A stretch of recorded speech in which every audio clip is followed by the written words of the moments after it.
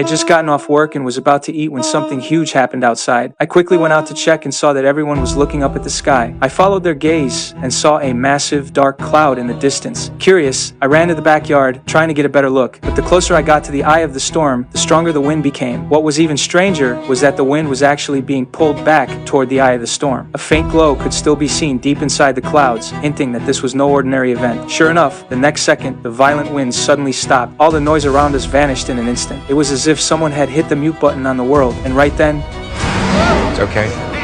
just as I finished speaking, the lightning began to strike even harder. At first, I tried to stay calm and comfort my daughter, telling her it was nothing. Then a bolt of lightning struck right in front of us. I quickly grabbed my daughter and ran back into the house. At that moment, they still had not truly realized how serious the situation was. It's okay.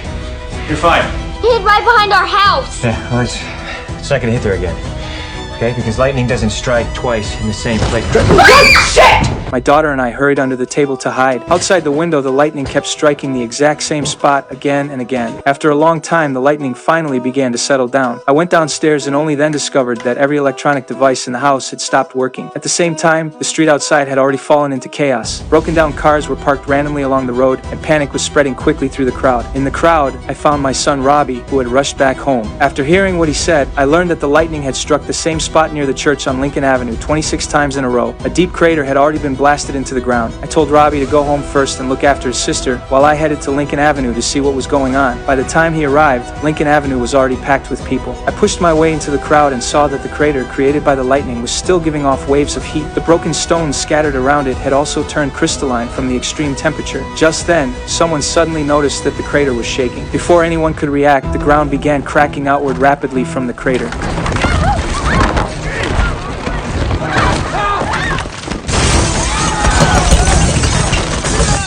Two police officers tried to clear the crowd of onlookers, but most people still stood where they were, watching. Then the cracks in the ground suddenly spread even faster. The church was torn in half by a massive pulling force. The moment the top of the church crashed into the crater, the ground rose and fell like it was breathing. Then the ground collapsed with a thunderous crash, as if something was forcing its way up from underground. A car parked on the roadside had just slid into the crater when, in the next second, it was launched back out by some strange force.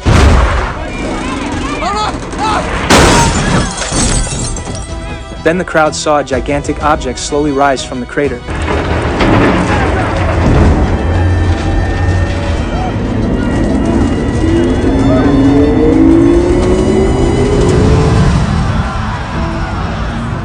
Only then did I finally see it clearly. It was a huge steel machine with 3 legs. Someone tried to record the scene, but the next second, that person was killed by the laser fired from the tripod machine. The laser seemed to have some kind of disintegrating effect.